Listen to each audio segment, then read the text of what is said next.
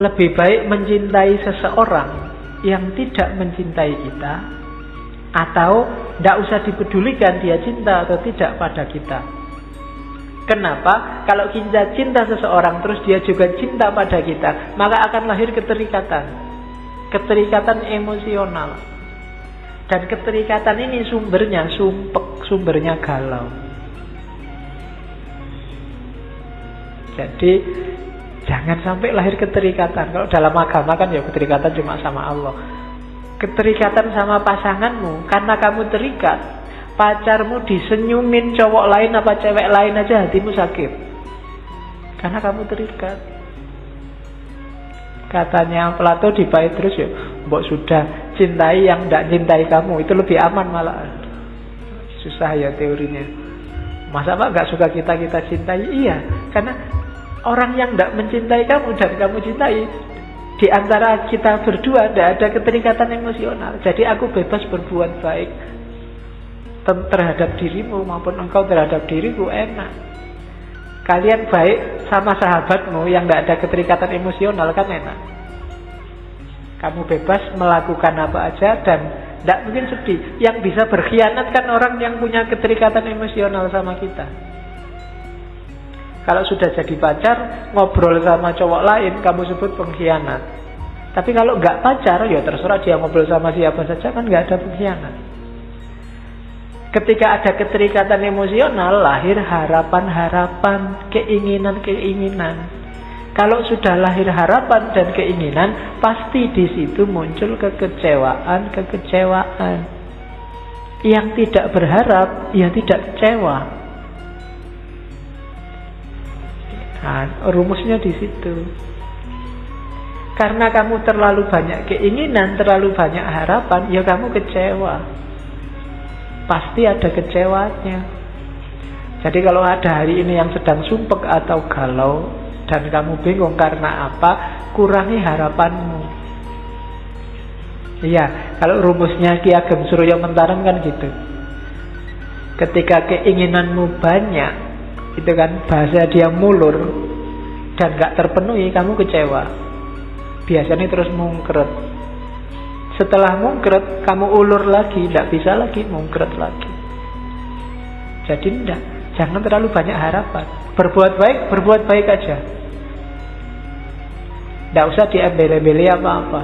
Kalau dalam agama ikhlas saja, tidak usah pamrih apapun. Jadi cinta tanpa keterikatan emosional.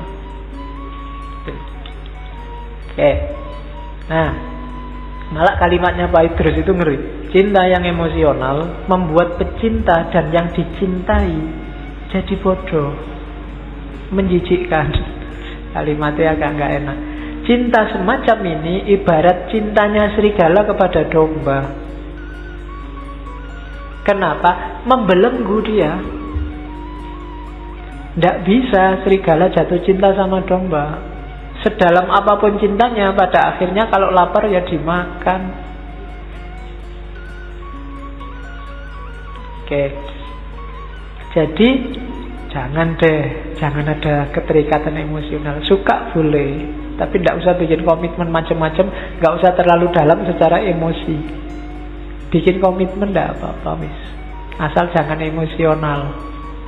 Ketika ada keterikatan emosional, maka muncul takut kehilangan. Akhirnya tergantung. Susah kan kalau sudah tergantung. Ayo, jangan gitu. Kalau gitu tak putus loh. Oh ya, ndak. Ya kan sudah, kamu tergantung sudah.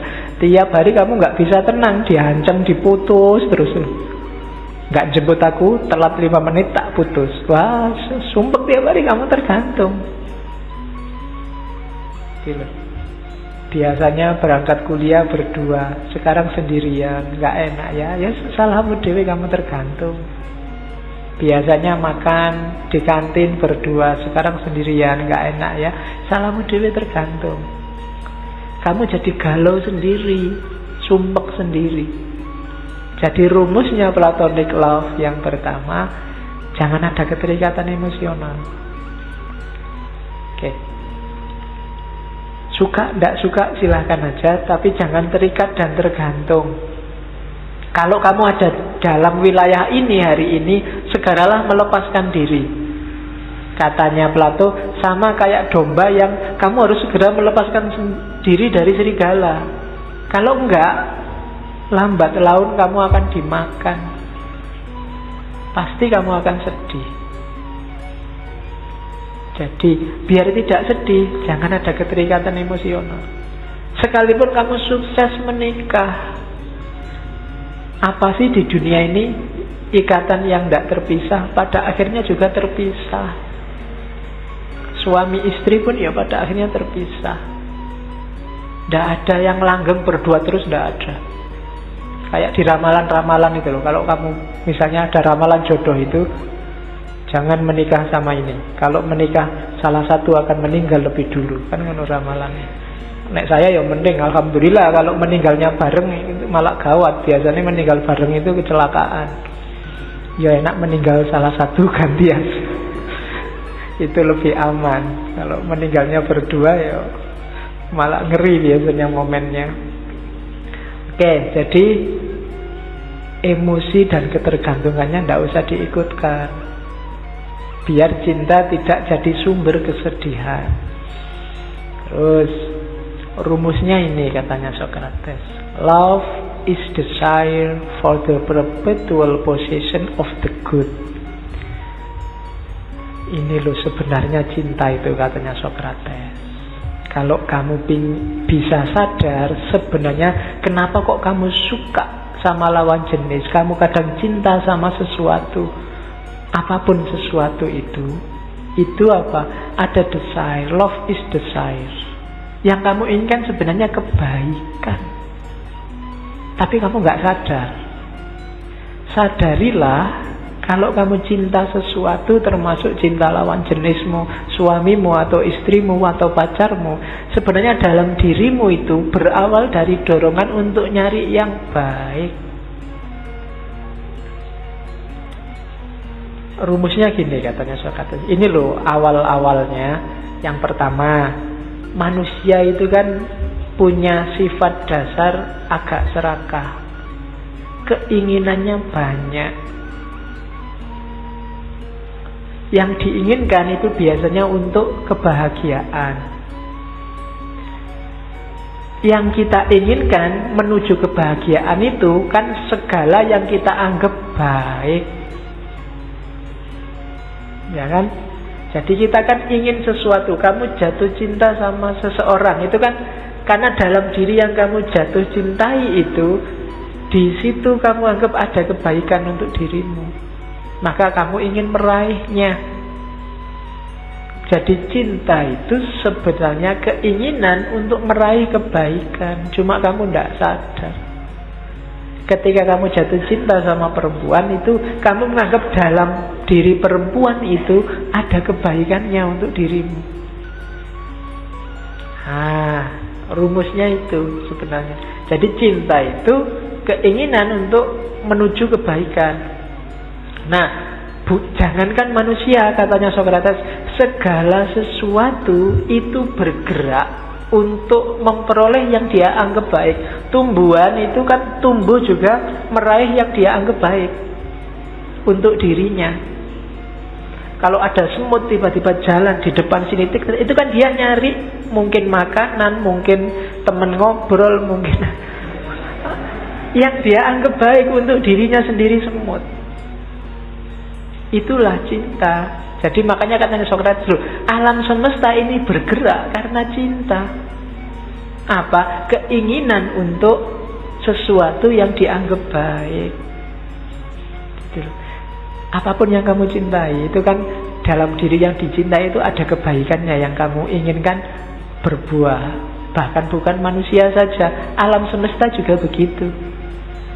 Ketika sebatang pohon tumbuh, dia kan juga tumbuh sesuai kebaikan-kebaikan yang ada dalam dirinya, yang ingin diwujudkan.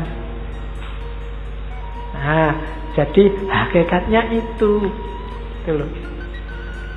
Nah, karena hakikatnya itu kebaikan, maka banyak orang yang tidak sadar. Dan dia berhenti di kebaikan-kebaikan sementara. Kebaikan sementara ya kayak tadi, cinta perempuan hanya pada jasmaninya saja, cinta sesuatu hanya di level emosinya saja, dan seterusnya. Ini kebaikan sementara. Kalau orang ini sadar, ilmunya banyak, nanti dia akan sadar bahwa loh, ada yang lebih baik lagi, ada yang lebih baik lagi, ada yang lebih baik lagi, sampai puncaknya Sang Maha Baik, Sang Maha Indah. Nanti dijelaskan oleh Ghazali itu kan dalam Ihya itu, kalau kamu cinta yang cantik, yang indah, maka siapa lagi yang maha cantik? Kalau kamu cinta pada yang bisa membantumu, bisa memenuhi keinginanmu, kalau kamu sadar siapa sih di dunia ini yang paling mampu memenuhi keinginanmu kalau bukan dia. Kalau kamu cinta pada, dan seterusnya, itu nanti di Ihya-nya Ghazali. Jadi cinta itu keinginan untuk menemukan kebaikan untuk hidupmu. Dan kalau kamu sadar kebaikan itu tidak cuma itu, harus kamu lampaui keterikatan fisik, keterikatan emosional tadi. Oke, ini saya sisipkan sebentar. Apa sih baik dan indah itu? Kalau di Plato, baik dan indah itu adalah sesuatu. Baik dan indah itu harmoni, keindahan itu harmoni. Harmoni itu apa? Harmoni sesuatu yang lahir dari hubungan yang pas. Harmonis itu namanya. Hubungan yang pas itu apa? Segalanya bermain pas sesuai proporsinya. Itu indah. Laptop itu ada di sini, di depanku. Mikrofonnya di sini, tehnya di sini. Ini kan kalau dalam bahasa itu harmoni, pas. Dia main sesuai perannya masing-masing. Kalau saya ngomong di sini, laptopnya di sana, terus mikrofonnya di belakang sana, lah sumpek aku kalau mau ngomong harus ke sana-sana. Tidak pas, tidak harmonis. Jadi, maka harmoni itu apa? Ketika variabel-variabel yang ada memainkan peranannya secara pas dan proporsional. Hakim ya jadilah hakim yang benar, yang gubernur jadilah gubernur yang benar, ulama ya jadilah ulama yang benar. Itu harmoni. Jadi harmoni itu bukan kok tenang, damai, nggak ada masalah, enggak. Harmoni itu ketika semua unsur main sesuai perannya masing-masing secara proporsional. Gitu loh. Yang politisi ya jangan jadi ulama. Yang ulama ya jangan jadi pemain bola. Yang pemain bola ya jangan jadi gubernur. Yang artis ya jangan jadi, dan seterusnya. Mainkan sesuai porsinya masing-masing. Di situ lahir harmoni. Kalau harmoni lahir, di situlah ada keindahan. Dan kalau sesuatu sudah bermain sesuai porsi dan proporsinya, itulah kebaikan. Jadi yang indah pasti baik, yang baik pasti indah. Itu rumusnya. Dan itu yang kita kejar. Orang itu sebenarnya mengejar ini, kebaikan dan keindahan, porsi dan proporsi yang pas. Yang baik untuk dirimu ya berarti yang pas secara proporsional dan porsional. Kalau kamu kuatnya makan cuma 2 piring, ya makanlah 2 piring, jangan 5 piring. Itu tidak baik dan tidak indah. Kalau kamu makan 5 piring, ya lahirnya penyakit. Dalam sehari tubuhmu kuat menampung gula berapa, ya itulah kuatnya. Kalau kamu berlebihan, dia jadi penyakit. Itu porsional dan proporsional. Oke. Terus. Nah, dari asumsi tadi, maka sekarang kita lihat jatuh cinta itu berarti apa? Jatuh cinta itu gini loh, berawal dari kesadaranmu untuk nyari kebaikan. Kebaikan untuk apa? Untuk dirimu. Kenapa kamu nyari yang baik untuk dirimu? Karena kamu tahu hidupmu itu tidak sempurna, ada kurangnya. Kamu butuh yang lain, yang baik untuk membuat hidupmu baik. kesadaran inilah yang membuatmu jatuh cinta pada yang di luar dirimu.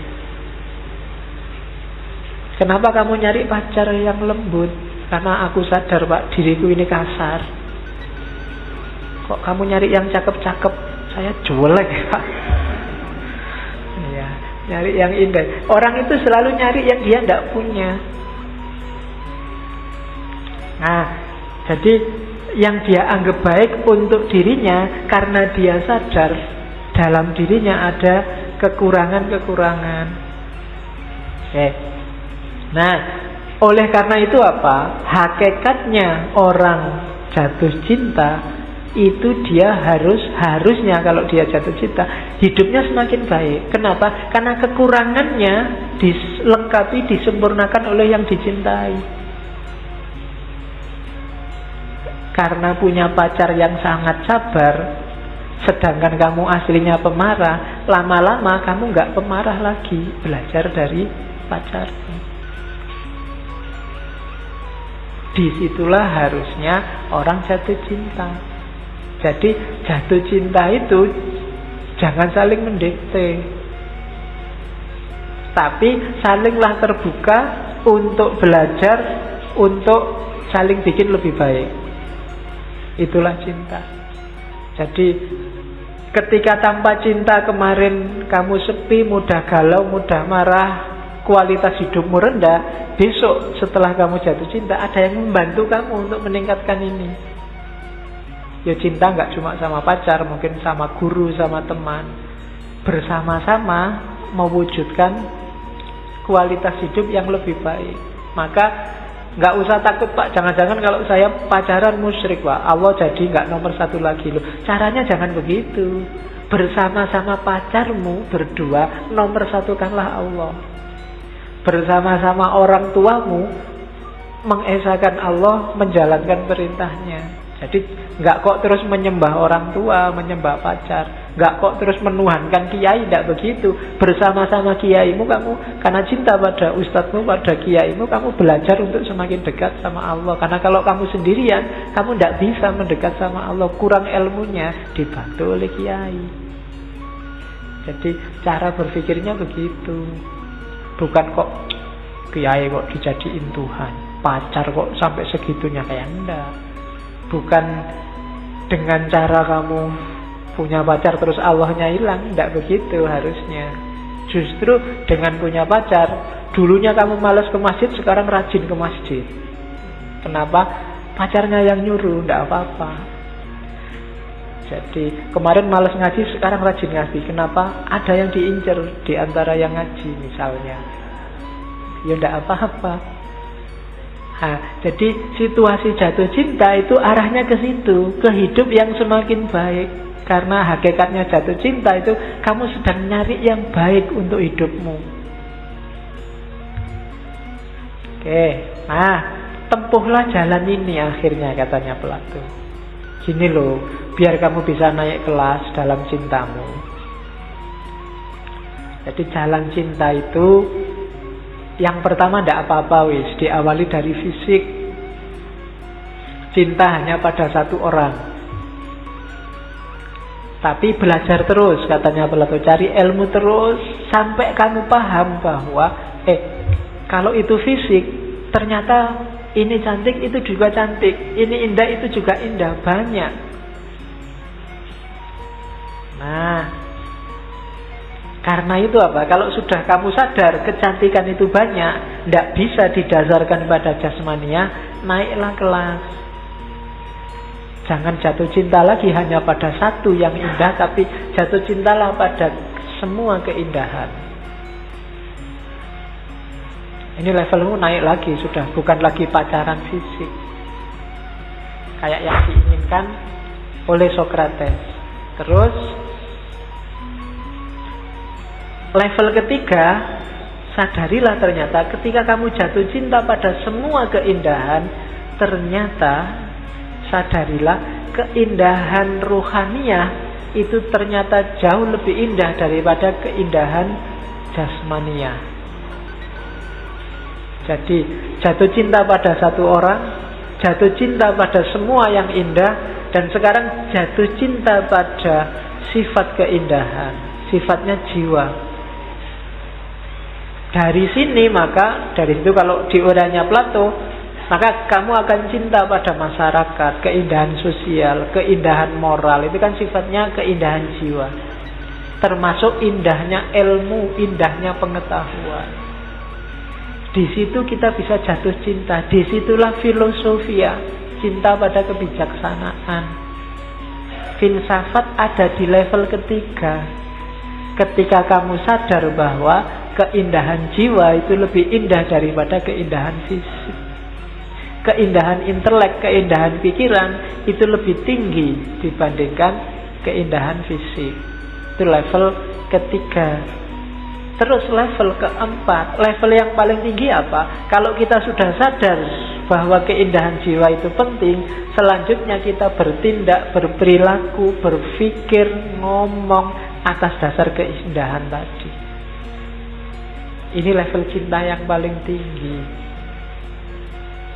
Pikiran kita, kata-kata kita, keyakinan kita, perbuatan kita, semua atas dasar keindahan yang sudah kita pahami. Inilah hidup atas dasar cinta.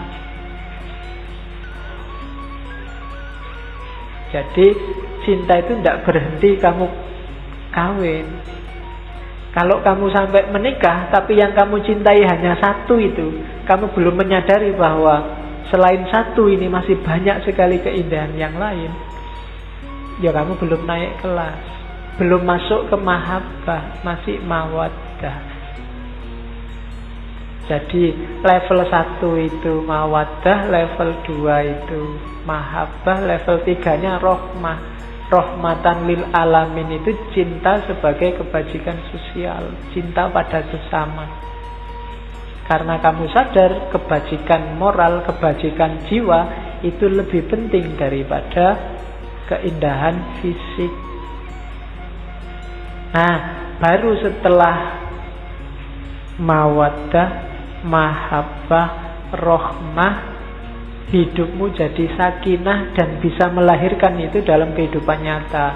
Perilaku, kata-kata, perbuatanmu adalah perbuatan cinta. Buahnya pasti rahmatan lil alamin.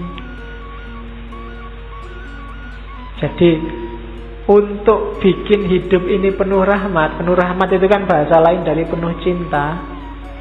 Cinta kita harus naik kelas, tidak berhenti pada level fisik. Juga tidak mengandalkan jumlah. Yang kedua itu kan jumlah. Jadi semuanya indah itu kan jumlah. Tapi naik ke level ketiga, terus diwujudkan di level keempat. Itulah jalan cinta. Nah, kalau kita sudah punya cinta yang semacam itu, maka cinta kita akan jadi faktor pengembangan diri. Cinta membuat kita lebih baik, lebih baik, lebih baik terus. Bukan cinta yang jadi sumbernya galau. Bukan cinta yang bikin kita sumpek. Bukan cinta yang jadi sumber masalah. Tapi cinta yang meningkatkan kualitas hidup. Cinta yang tidak egois, cinta yang tidak aku. Dengan cinta yang semacam ini, kita sadar bahwa aku ini tidak lengkap, aku butuh yang lain, butuh kebaikan yang semakin baik, semakin baik, sehingga aku butuh orang lain.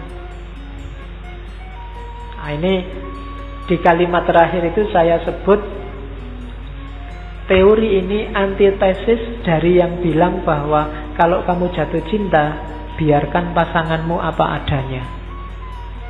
Loh, apa adanya kalau bagus tidak apa-apa, kalau apa adanya jelek ya jangan. Harus semakin bagus. Kalian berdua harus semakin baik, semakin baik. Kuhargai dirimu apa adanya. Meskipun kamu tukang bohong ya tidak apa-apa, bohong aja sesuai jati dirimu. Ya tidak begitu. Kan sekarang banyak teori yang bilang bahwa kalau kamu mencintai, biarkan dia apa adanya, jangan dipengaruhi. Ya kalau pas baik semua sih tidak apa-apa. Tapi kalau ada yang jeleknya ya jangan. Jadi cinta itu saling memberdayakan untuk pengembangan diri. Oke. Ya, sudah jam 10.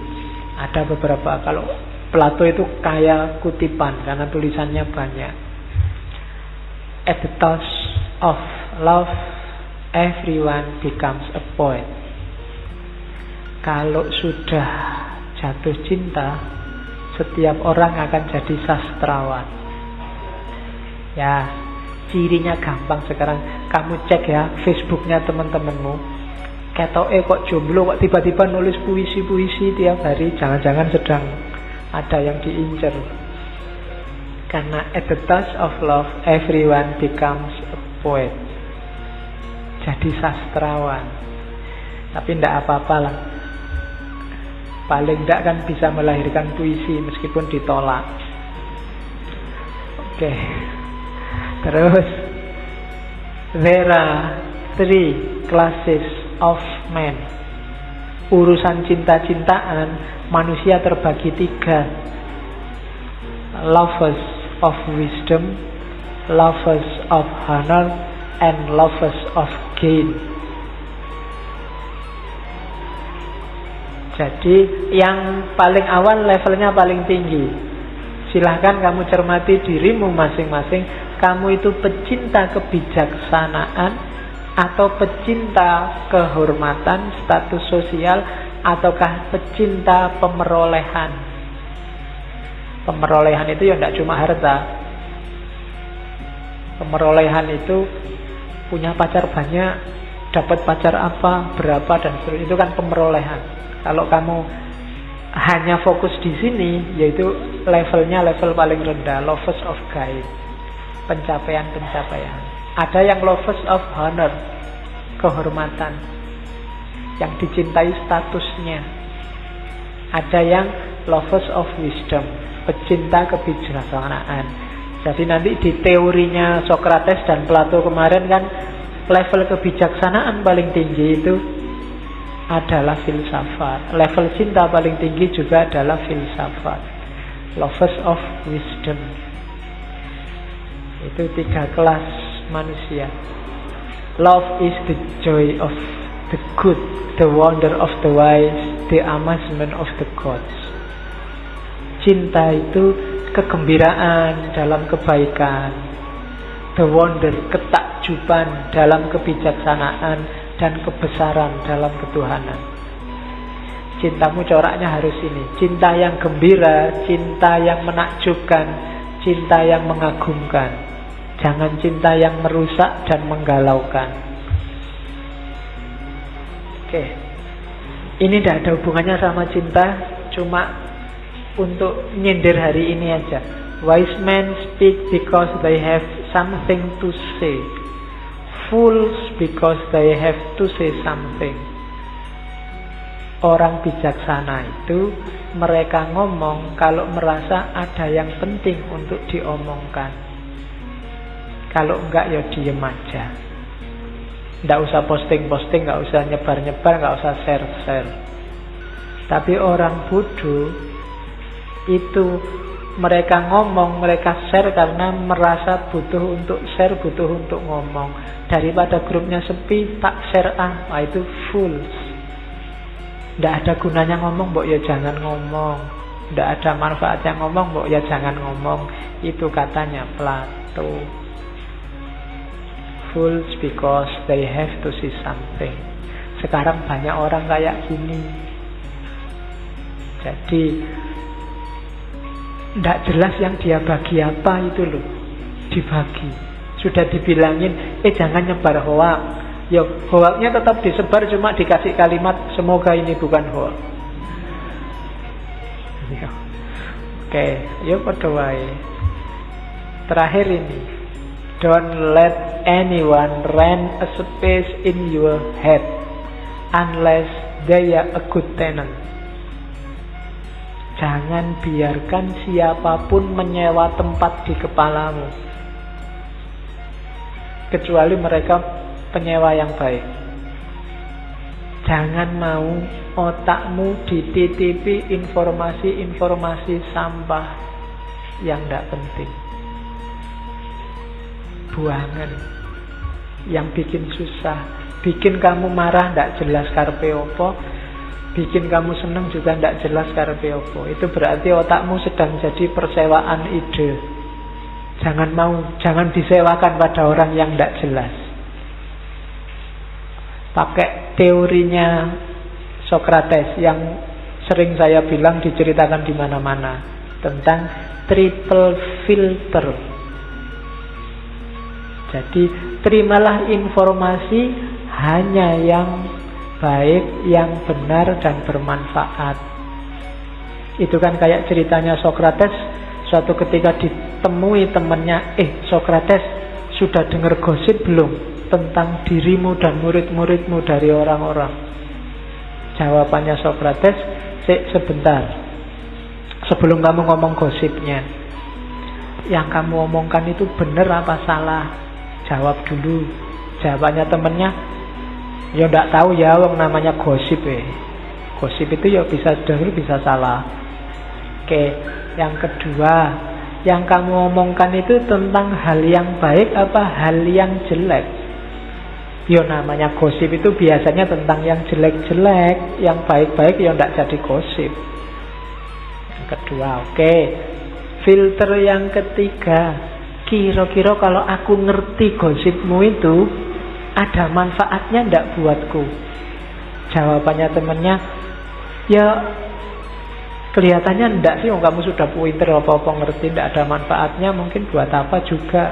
Terus jawab, loh kalau gitu kamu ndak usah ngomong. Wong yang kamu omongkan itu sesuatu yang ndak mesti benar, bukan hal yang baik, dan nggak ada manfaatnya bagiku. Udahlah ngomong yang lain aja. Filter ini pakailah untuk semua bidang hidupmu hari ini, termasuk medsos. Begitu ada postingan masuk, coba cek itu tentang apa sih? Kira-kira sudah pasti kebenarannya apa belum? Isinya baik-baik apa jelek-jelek? Jangan salah, dalam Islam itu beritanya benar, tapi ngomong orang lain itu disebut ghibah. Beritanya benar, kalau beritanya salah namanya fitnah. Dua-duanya sama-sama jelek. Dan filter yang ketiga, ada manfaatnya nggak buatmu? Kalau nggak ada manfaatnya, singkirkan aja. Nggak penting. Mikir yang lain. Makanya tema-tema ngaji filsafat menurut saya harus digeser dari mainstream. Yang lain ngomong apa, kita ngomong apa. Ben wae, ora nyambung ya ora apa-apa. Biar kamu teralihkan dari rutinitas yang sering menjebak. Orang semua sekarang ngomong penistaan, ngomong jenis-jenis itulah. Nanti melaporkan, ya kan? Nanti sing sumpek polisi nih. Satu orang kasusnya 5. Nanti yang jadi saksi jadi tertuduh. Datangkan saksi lagi, saksinya ini jadi tertuduh lagi. Terus suwe-suwe yang entek, polisinya sumpek nyari hari untuk sidang itu. Kita kan modusnya hari ini itu. Maka paling tidak kita nggak usah nambahi korban lagi. Kita nyari modus yang berbeda. Nah, syukur-syukur bisa menjalankan hidup gaya cinta kayak Plato hari ini. Oke, saya kira itu ya. Alhamdulillah sudah selesai sesi Plato. Minggu depan kita ngomong muridnya Freud, Erich Fromm, yang nulis The Art of Loving, seni mencintai. Baunya pasti lebih psikologis dan praktis, tidak lagi kayak Plato yang lebih idealis. Oke, saya kira itu. Kurang lebihnya mohon maaf. Wallahul muwaffiq, wallahu a'lam bishawab. Wassalamualaikum warahmatullahi wabarakatuh.